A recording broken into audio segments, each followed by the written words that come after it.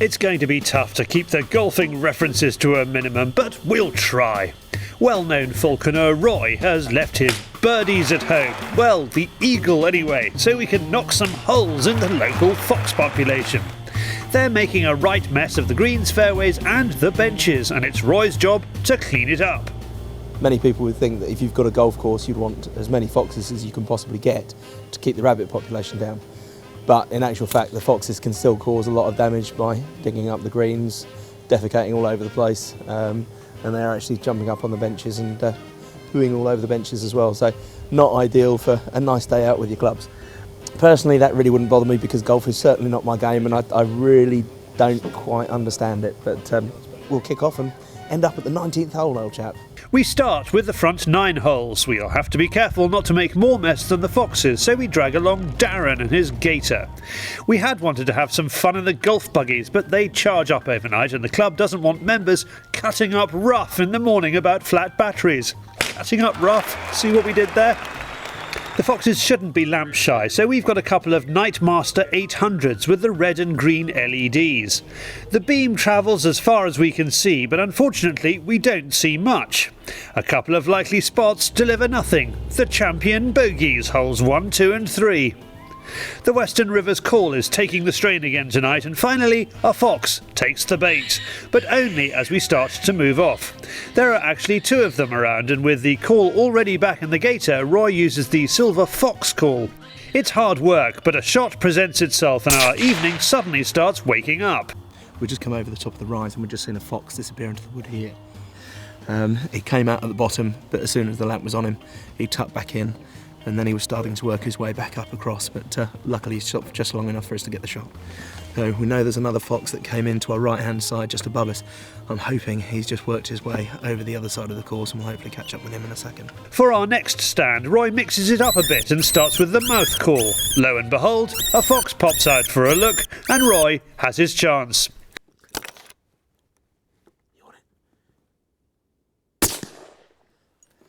Yeah, change of tactics. We reverted straight to the mouth call, and straight away we got a fantastic response.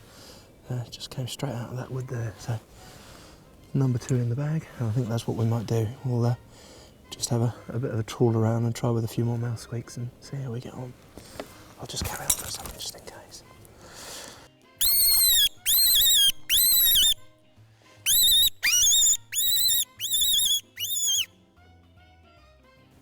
There we go, another one coming in.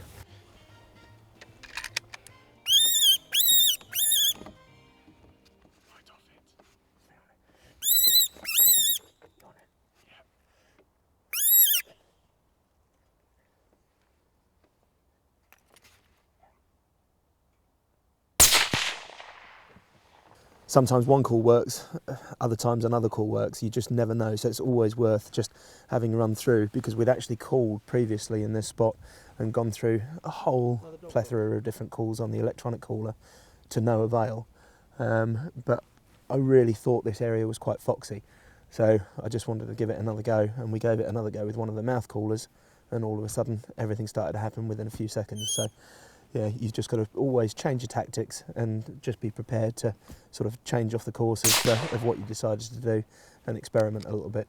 Another night it could have been one of the calls on the electronic caller that worked, so you just never know. And that's what's fun about it, because all of a sudden the action just kicks off and within seconds we've got 2 more foxes in the bag. So. Darren retrieves the foxes. Once again, they're adults. So where we are on this site here, we're actually surrounded quite heavily by housing. And by the looks of it, those foxes are not our normal customers that we'd find in the fields and what have you. They definitely look a little bit more urban. The conditions nowhere near as nice. The fur conditions not as good. But the most interesting thing so far is we haven't even seen a cub. It'll be interesting to see what goes on once we've had the harvest cub, whereas normally when we're doing that sort of squeaking this time of year, we'd be getting an awful lot of interest from young cubs coming about. Are you wearing guy liner? Guy liner? Does it look like I'm wearing guy liner? Does it? Thank you, darling. Does it mean I'm looking incredibly handsome tonight? A bit further down the fairway we spot a fox in the scrub. Roy sticks with what he knows and lets loose with the mouth call. From hundreds of metres away the telltale eyes come bobbing towards us. This one needs a bit more careful management. Finally, Roy is happy with the shot. A little bit puckered. Well, it's certainly turning on now. That wasn't the original fox that we saw.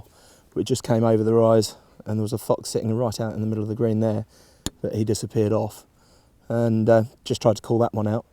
And we're probably not more than about 150, 200 yards from where we were calling a minute ago, where we had the other two, and carried on calling for a little while. And another one started coming in from probably a good 500 yards away. The last little bit he wasn't quite sure, because I think where we are sitting on the top of the bug at the moment, we're a bit skyline, so when he got really close he panicked a little bit and went back a touch, but just managed to pick him out in the trees there. So I think the way we're going now, we could start to build up a reasonable bag. What are the teeth like? Worn out? No, she's not an overly old Charlie. Certainly not a youngster though. In the words of Jean-Paul Sartre, as anyone who has seen Caddyshack knows, au revoir, Foxy. We're now on a charge. The next hole delivers a youngster. Soon followed by another.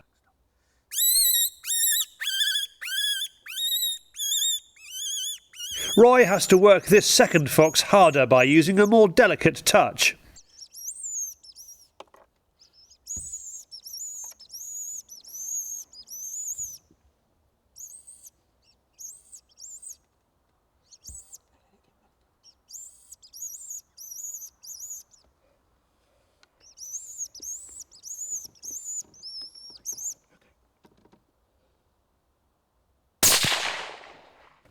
We knew that we had a questionable backstop calling with that wood to our right. We were hoping the foxes were going to come from the wood to our left. So we just carried on squeaking. I actually changed the squeak. I really toned it down. So we went to a little mouth squeaker from Best Fox Call, which is, I think it's a willow grouse call. And that was just enough to regain its interest as it was sitting there. And luckily, instead of coming or following the contour of the wood, it decided to come out to the left. So again, we had a fantastic backstop on that one because we've got rising ground there. So again, no more than 40, 50 yards off, and perfect shot. Yeah, put them both together. No, I'd say youngsters, yeah. Yeah, they are. Yeah, dog and a vixen from the same litter. As we travel to our final hole, Roy explains the need for the night masters. It's just a lot quicker. You can cover the ground, have a good scan about, see what you've got. It allowed us to get a good number of foxes relatively quickly. And now we know pretty much where the foxes are that are lamp shy. We can come back with the night vision and then clear those up another night. Our last customer is another long play. The fox comes from the woodland on the far edge. Before it's too close, Roy knocks it over. After a slow start, it's been a really satisfying night with some lovely shots from the rough and across the green. Nicely putt. Putt, put, get it,